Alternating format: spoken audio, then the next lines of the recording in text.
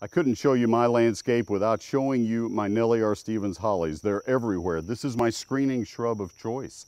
If I need an 8 or 10 foot tall screen, I use Nellie R. Stevens holly, and I have for 40 years.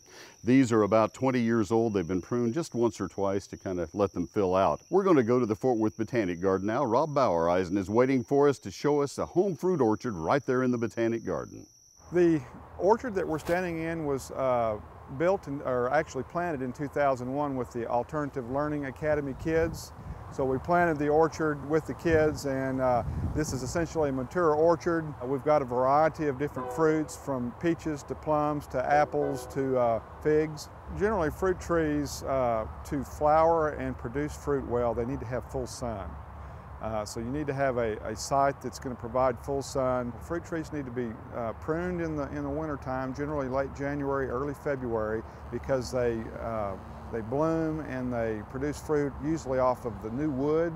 So they need to be pruned regularly every season. Plant your fruit trees away from the home so you don't have the messiness of the fruit drop near the front door or the back porch. One of the tips for harvesting a good fruit crop is to be prepared to spray fruit crops. They need to be sprayed regularly for the plum cucullio, which is a little worm that gets on the inside of the fruit and can, of course, spoil the quality of the fruit. There is a disease that impacts peaches called brown patch, and you need to spray with fungicide for that as well.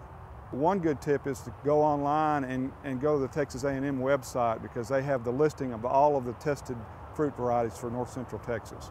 The Children's Garden is an excellent educational tool. We have fruit crops, we have vegetable crops, but what it allows for kids to come out and actually participate in planting vegetables and becoming involved in fruit crops and vegetables.